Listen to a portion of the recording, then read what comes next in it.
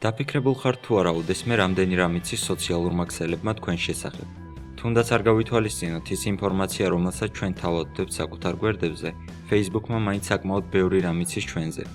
ინტერნეტი პრივატულობისა და უსაფრთხოების გრძნობას ქმნის, მაგრამ ეს მხოლოდ მოჩვენებითია, რადგან რაც უფრო მეტ დროს ვატარებთ ინტერნეტში, ჩვენ შესახებ მით მეტი ინფორმაცია ხვდება სხვის ხელში.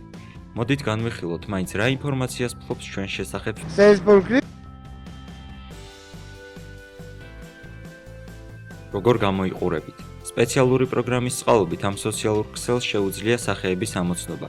ამიტომ თუ ვინმე ატვირთავს ფოტოს, რომელზე გამოსახული ადამიანის თქვენ გემგვანებათ, Facebook-ი შესთავაზებს მას თქვენს აღნიშვნას ამ სურათზე. ცნობისთვის Google-საც აქვს მსგავსი პროგრამა. რომელ საიტებზე შედიხართ?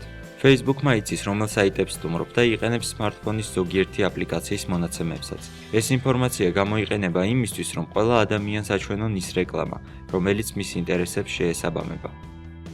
რა დამოკიდებულებაში ხარ სოციალური ქსელის სხვა მომხმარებლებთან? აქ უკვე თავად მომხმარებლები ხშირად უთითებენ მეუღლეებს, ნათესავებსა თუ კოლეგებს. ამგვარ სიებში სავარაუდოდ თქვენც ხართ დამატებული ვინმეს მიერ. ამგვარად ბევრის გაგება შეიძლება თითოეულ მომხმარებელზე. Facebook-მა ასევე იცის, ვის და რა სიხშირით ეძებთ საიტის მეშვეობით.